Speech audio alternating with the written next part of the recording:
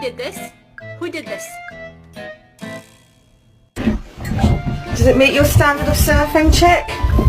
Ready to go?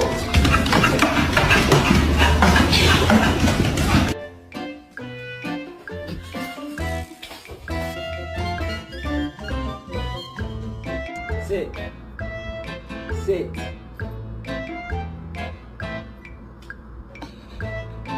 Who did this?